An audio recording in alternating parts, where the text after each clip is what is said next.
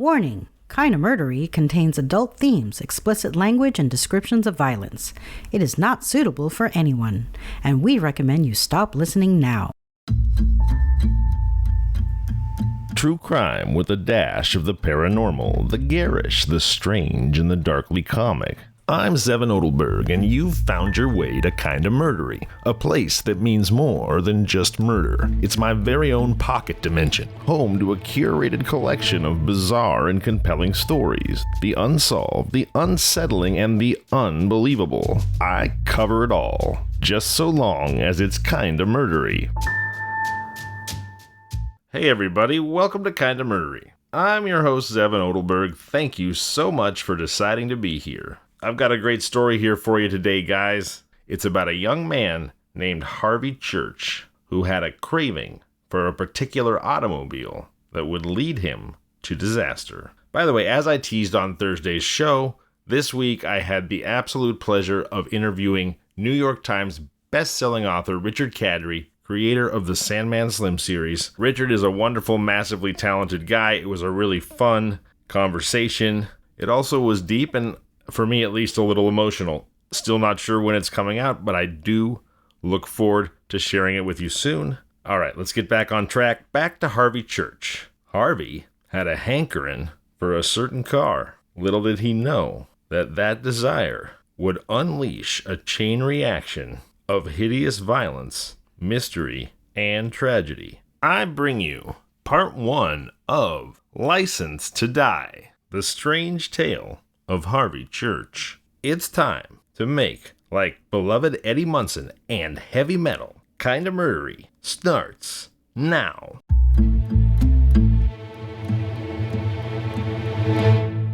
Carl Osmus and James Doherty had been missing for 10 days. Both were sales representatives of a well-known firm manufacturing an expensive automobile. Unfortunately, the company and the specific car cannot be mentioned here. But Carl and James were last seen the morning they drove a new machine out of the company's display room garage on South Michigan Boulevard. They were to give a demonstration to a prospect, Harvey Church, a young man living on the west side. Osmus had been after Church for some time, endeavoring to sell him a car. On this particular morning, a new model had come in. Doherty, an older hand at the game, accompanied Osmus in an effort to close the deal. Some hours later, about the middle of the afternoon, the manager of the agency, Edward G. Cartwright, received a telephone call from Doherty to the effect that a successful demonstration of the machine had been made and the sale had been consummated. That was the last heard of the two men, Carl Osmus and James Doherty. The fact that they did not report back to the office that day was not surprising, as the sale of the car carried with it a good-sized commission. It was thought that they'd knocked off for the balance of the afternoon to celebrate.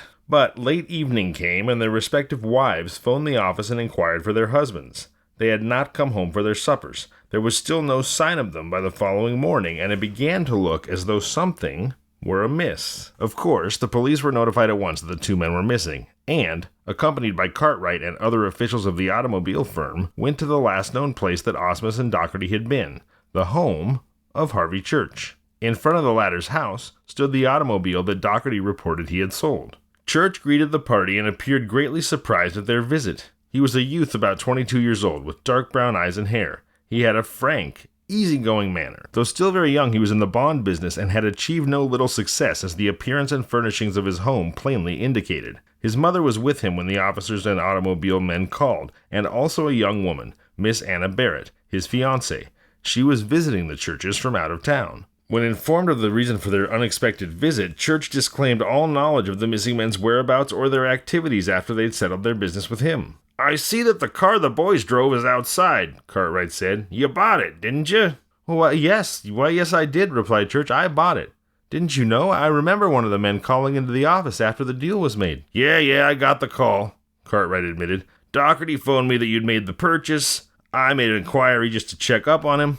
"On what terms did you take the car from Doherty and Osmus, Mr. Church?" "Well, I paid them $6,000 in cash, and I drew up an agreement on my typewriter here that if they would not turn the account over to a financing house, I would pay the $2,000 balance within 3 months, Church replied. His statement of such a large cash payment came as a surprise, and he went on to explain that it had been an agreement drawn up because of the fact that if the account was turned over to a financing house, there naturally would be an investigation, and for business reasons he did not care to have his firm know that he had purchased such an expensive car. Asked if he had a receipt, he produced one signed by Doherty. Cartwright knew the signature well, and the receipt showed that an initial payment of $6,000 had been made, just as Church had stated. He also showed a carbon copy of the agreement that he and the two men had drawn up as reference to the balance payments. This was signed by both Osmus and Doherty and by Church himself. Cartwright at once identified the signatures of his two men as genuine, and Church explained that the original copy of the agreement had been turned over to Doherty while he had kept the duplicate. It was evident that any mishap that might have befallen the two men occurred after they left the Church home. Church had paid them an exceptionally large sum of money instead of the usual initial payment, and it had been made by cash instead of check. So one of two things was certain. Osmus and Doherty were either victims of foul play or had absconded with the money. The first theory was discredited immediately. Even though they had $6,000 or even $60,000 in cash on their persons, what could have happened to the two men in the city of Chicago in broad daylight? Had it been a tough neighborhood, and at night, and they flashed the money so that prying eyes might have seen it, the theory of foul play might be well founded. But such was not the case. Church's home was in a residential district. No one knew that the two automobile men were in possession of the money. Even if it had been known, it was hardly probable that they could have been waylaid and robbed en route to the car line 2 blocks away without the affair being seen. An inquiry of the immediate neighborhood revealed that nothing of the sort had taken place. Cartwright hesitated to suspect his two salesmen of theft. He had known both a considerable length of time, and both men bore, as far as he or any of their individual associates knew, spotless records. However, at the expiration of another 3 days in which they had still not put in their appearance, he acceded to the demands of the company's head office and swore out warrants charging both Osmus and Doherty with grand larceny. The hunt was on in earnest. At this point, Preston Hickey of the Minneapolis News was assigned to the case by his managing editor. He received a note that said, "Should anything of importance in the James Doherty-Carl Osmus case break, cover it for both the St. Paul and ourselves. Doherty is a native of St. Paul and a graduate of Minnesota and a well-known athlete here." When he received the note from his boss, Preston Hickey was on a leave of absence from the Minneapolis News, recuperating from a slight attack of influenza. Accompanied by his cousin, Otis Trevor, an artist, he was spending a few weeks at Marlboro, the summer resort owned by his father at Crystal Lake, Illinois. Following the note from the managing editor, Preston Hickey kept his eye on the morning and evening newspapers of the police activities, ready at a moment's notice to speed into Chicago and get on the job for an interview or a feature should either of the two men be apprehended. Another 5 days brought no clue of them, though the hunt had assumed the proportions of a nationwide affair sponsored by the insurance company who covered the automobile concern. This time, when Hickey's return to Minneapolis was near, he concluded to drive and see Cartwright personally. There was a possible chance that some progress might have been made which, for one reason or another, had not been revealed in the papers. The police suspected a theft plot that involved not only James Doherty and Carl Osmus, but also their wives, and as such they'd kept close watch on the house and even intercepted phone messages. But nothing had been learned. On Saturday, September 17, 1922, Hickey and his cousin Otis arose early and left the manor for a 55-mile drive into town. He followed what is now the Great Concrete Northwest Highway, then a gravel road frequented by very little motorists. The road, for a good portion of the way, followed the course of the Des Plaines River, which, though a comparatively short, narrow stream, is very beautiful. Hickey reached Maywood, 26 miles outside of Chicago, at about 8:15 a.m., passed through the town, and continued on to a point a mile or so beyond. He was just in the act of making a turn where the road swings away from the river when a cry reached his ears. Bringing the machine to a stop and looking down the slope in the direction of the river, he saw two boys gesticulating wildly with their arms and running towards him. They were dressed in the uniforms of Boy Scouts. They reached the roadway well out of breath. In voices that quivered with excitement, they told the reporter that they'd found the body of a man lying in the water near the shore. Here for a moment we'll hear Hickey's first-person account of how he encountered the body. They were on a hike, they said, and had come down to the body quite by accident. Would we please come down and take a look? We would, of course, and we did. Arriving at the spot and preceded by the 2 scouts, we saw the fully clothed, partially submerged body of a man lying about 10 feet from the shore. To all appearances, the body had floated down the river and either grounded in the shallow water or had run up against a dead head or some other obstruction. Testing the ground for quicksand beds, we waded out to the corpse, and with the aid of the scouts succeeded in dragging it up to the bank. Considering that the body weighed about 200 pounds, and dead weight at that, it was no simple task. It took but a glance to see that the man had been murdered. The body had been frightfully manhandled. A single handcuff bracelet was attached to one of the wrists. A small rope was twisted about the throat, and the head had almost been severed from the trunk. There were bruises about the head and face, and the body had been in the river for some time. As soon as the body was on the shore, Hickey dispatched the 2 scouts to Maywood to notify the police, and during their absence, he made a hasty search of the clothing in an effort to establish its identity. The pockets of the trousers and vest revealed nothing, nor at first did those of the coat. He was at the point of giving up and merely standing guard over the corpse until the arrival of the police. Then, Cousin Otis made a discovery that had been overlooked previously. The coat of the man had 2 inner pockets, one on either side, which is very unusual and, as a rule, only occurs in the case of some made-to-order clothes. From the pocket on the left side, Otis pulled out some water-soaked papers. There were but 2. One was a typewritten sheet, and the other was an envelope, the letter, which it originally contained, being missing. Though almost obliterated by the water, the typewritten sheet revealed itself as a bill of sale agreement, but so blurred that a comprehensive reading of its text was practically impossible. Then, Reporter Hickey and Cousin Otis turned their attention to the envelope, and when they'd finally deciphered the name there, also typewritten, they gasped in astonishment. It was addressed to James Dougherty at a South Side address and was postmarked from Minneapolis, some 2 weeks before. "My God, Otis!" Hickey cried. "I believe this is the automobile salesman. I believe I've solved the automobile mystery." Cousin Otis agreed. It was evident that Dougherty's murderer had stripped his victim of everything which he might possibly be identified by before throwing the body into the river, but had overlooked that extra pocket in the coat, as Hickey and his cousin had done at first. Convinced beyond a reasonable doubt that the man was Dougherty, they once more began a scrutiny of the blurred typewritten sheet, and by dint of much guesswork and ciphering found that it was the original copy of the agreement given by Church to the salesman pertaining to the balance payment on the car.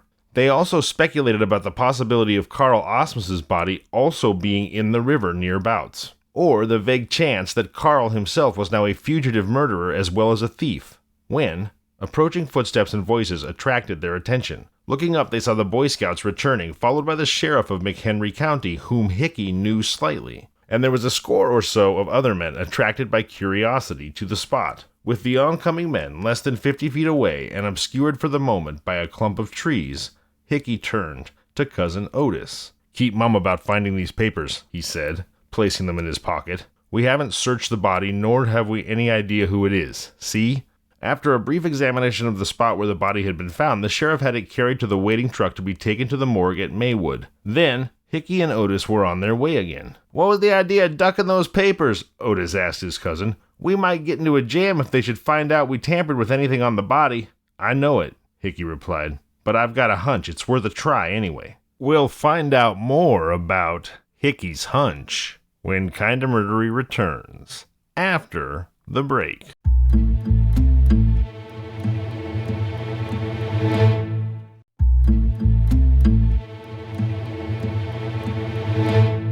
Hey everybody, welcome back. Thank you for taking the time to support the brands that support Kinda Murdery. I'm going to go straight to shoutouts.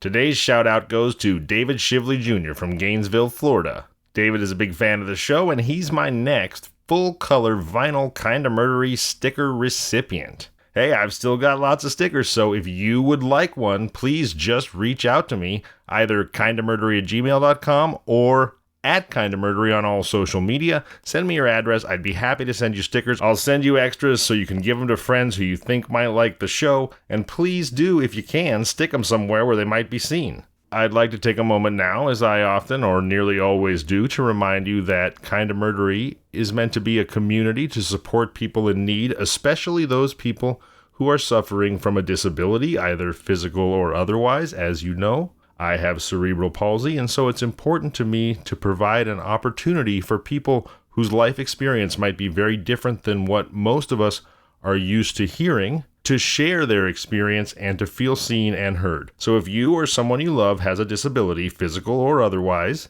and they would like to share their story, please do reach out to me, kindofmurdery@gmail.com or at kindofmurdery on all social media. And if you'd just like to make a connection, I'm happy to do that. If you want to tell me your story, please do. If you want me to share your story, I will, or we can keep it between us. Also, I have to tell you, I know I keep mentioning this Richard Cadry interview that I'm excited to put out soon, and in it, the subject of disability does come up, and it is a very moving conversation for me, so I look forward to sharing that with you. Also, I'd like to remind you, again, as I often do, of the new 3-digit number, 988, that you can call to receive counseling for substance use, mental health, or suicidal thoughts. So if you are in crisis, please do call 988, program it into your phone, and you will be able to immediately talk to someone who cares.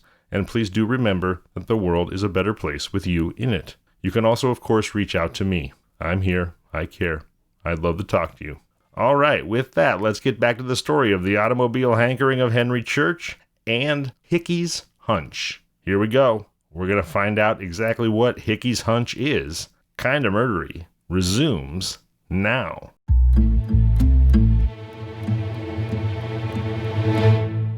I know it, Hickey replied, but I've got a hunch and it's worth a try anyway. Reaching the city, he drove directly to the home of Harvey Church. Upon arriving there, Hickey found it to be a duplex building. Church and his mother lived on the lower floor. Hickey wasn't sure what his intentions were, nor what he would have said if there was an answer to the ring, but he pressed the bell simply on the impulse of the moment. But there was no answer, and after several unsuccessful summons, it became evident that there was no one at home. Hickey and Otis were at the point of leaving the house when a door opened on the floor above. There were heavy footsteps, and presently a man appeared at the head of the stairs. "Looking for someone?" he inquired politely. "Yes, I came here to see Mr. Church, but there doesn't appear to be anyone here. At least I didn't get any response to my ring." "They're away," came the reply. "Left yesterday morning for Addison, Wisconsin, where they have a farm. I don't expect they'll be back for a week or so at least. That's what they told my wife. Mr. Church was going to help his father with some work." "Oh, I see," Hickey said. "You know them quite well, do you?" "Well, not very. Only as neighbors in the house. They've only been here a short time, and I'm away a good bit of the time myself. Travel, you know. Was there anything I could do? Any message you'd care to leave?" Reporter Hickey could see that he and Otis's visit had aroused the man's curiosity beyond the casual politeness that he affected. "No, I guess not," Hickey replied. "I'm from the automobile insurance company, and I just wanted to see him and learn exactly what took place before those 2 missing salesmen left. No doubt you've read about it." "Well, I should say I have, and I say," said the neighbor, coming down the stairs, "that is a funny thing, isn't it? I was home the day you bought the car. I saw those fellows when they first drove up." "You did?" Hickey said casually. Very casually. "Well, yeah. They got here about 10 in the morning. After a bit, Church and his mother and some young women left the house with them, and they all drove away. I'd just finished up lunch and was sitting by the window reading when Church came back and the 2 men came back. The women folk weren't with them. My wife was going out, and as the 3 came in, and during a brief exchange of words, Church said he'd just driven his mother and the other woman over to Indiana Harbor in the new machine which he was going to buy. Well, and you know, sir, I was mighty interested in this when my wife told me about it because it was a beautiful car and it must have cost a lot of money. Now, I know young Church was in the bond business, but I didn't think he could afford cars like that. I sat there looking at it and wishing it was mine, if I'm honest with you. This was maybe 3 o'clock, and by the by, I saw Church come out and get into the machine and drive away. He was alone this time, which struck me as kind of funny because I hadn't parked by the window ever since lunch, and I hadn't seen those other 2 fellows leave, but I guess I just missed them." Hickey was very interested now in this narrative of his voluntary informant, although he endeavored not to appear so interested. "Is that all that happened?" he inquired. "Didn't Church come back?" "Oh, yes," said the neighbor. "In an hour or so. He had some bundles with him, and he drove the car round to the garage. I didn't see any more of him that day, but I heard him drive away about 7 o'clock that night. He was gone, I guess, till the following morning, because he hadn't returned when I went to bed. And I stayed up later than usual, puttering over some reports that I had to get off. When he came back, he had his mother and the young woman with him." "That was the day the police officers came out here, wasn't it?" The fellow thought for a moment. "Well, yes, I believe it was," he said at last. "Well, I know it was, actually, because I left town that morning, and the next day I got a letter from my wife telling me about the police being here." Following a few moments of inconsequential conversation, Hickey and Otis thanked the man, who gave his name as Fulton E. Ross, and they took their departure. From the church home, Hickey and Otis drove directly to the automobile concern's offices on Michigan Boulevard. Hickey made inquiry for Mr. Cartwright and was shown to his office, where he found he was on the point of going to lunch. Introducing himself, Hickey showed him a copy of Robertson's telegram and explained his mission. "My leave of absence down here is coming to a close," he said.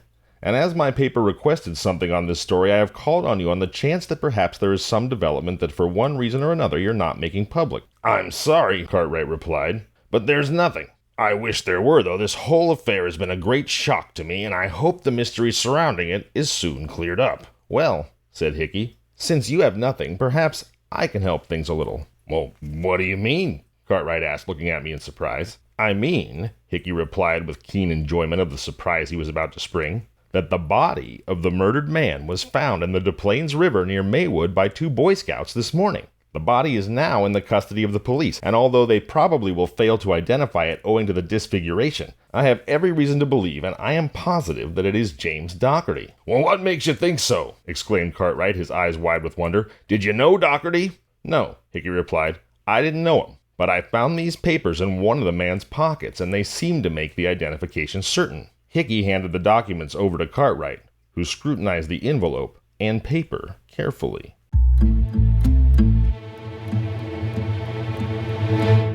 All right, we're going to pause our story right there. Please join me this Thursday, September 29th, for Part 2, the thrilling conclusion of License to Die, The Strange Tale of Harvey Church. And remember, friendships are made when we spend quality time together doing something that we care about. And I would like to thank all of you, my friends, for spending quality time with me. I'll see you on Thursday. I'm Zevin Odelberg, and this has been Kinda Murdery.